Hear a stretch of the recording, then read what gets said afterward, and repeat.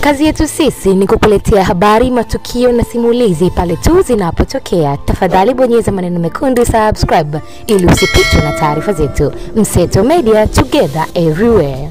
Leo ikiwa ni Julai 2, 2025 na ikiwa ni siku ya mwisho ya zoezi la kuchukua na kurejesha fomu kwa wale watiania wa kugombea udiwani pamoja na ubunge kwa upande wa Chama cha Mapinduzi. Taarifa zilizotufikia ni kwamba Waziri Mkuu wa Jamhuri ya Muungano wa Tanzania Kassim Majaliwa ametangaza rasmi kustaafu kugombea tena ubunge wa jimbo la Ruangwa mkoani Lindi baada ya kuliongoza kwa takriban miaka 15 mfululizo tangu mwaka 2010. Vyanzo vya habari kutoka kwa wandani wa Waziri Mkuu Majaliwa vimeeleza kuwa akiwa jimboni kwake Ruangwa kwa siku kadhaa za mashauriano na wananchi na wazee wa eneo hilo, Majaliwa amefikia uamuzi huo baada ya kutafakari kwa kina na kufikiria ushauri wa wadau mbalimbali, na amewashukuru wana Ruangwa kwa kipindi chote cha miaka 15 ya kumpa ubunge na kuwawakilisha vyema.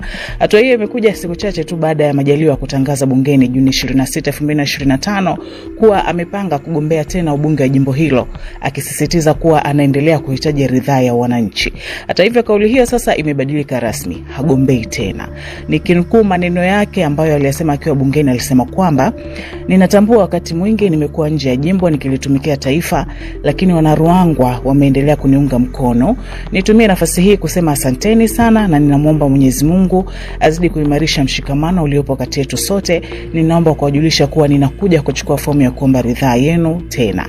Hivyo ndivyo jinsi ambavyo Mheshimiwa Waziri Mkuu Kassim Majaliwa alisema, na mambo yameenda tofauti, na leo amesema jambo lingine.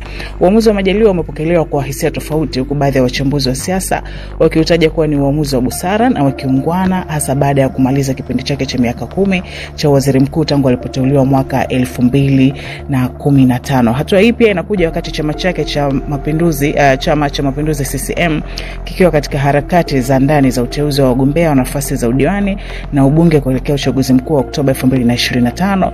Zoezi hilo lilianza Juni 28 na linatarajiwa kukamilika leo Julai 2, 2025. Sikudanganye mtu, siri ya biashara ni matangazo. Ungejisikiaje kama biashara yako ingetangazwa hapa na sisi na maelfu ya watazamaji wetu wakaifahamu na kukusapoti?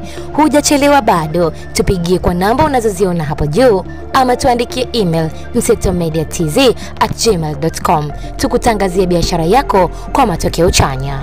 Hakikisha umesubscribe, comment, like na kushare. Mseto Media, we connect everywhere.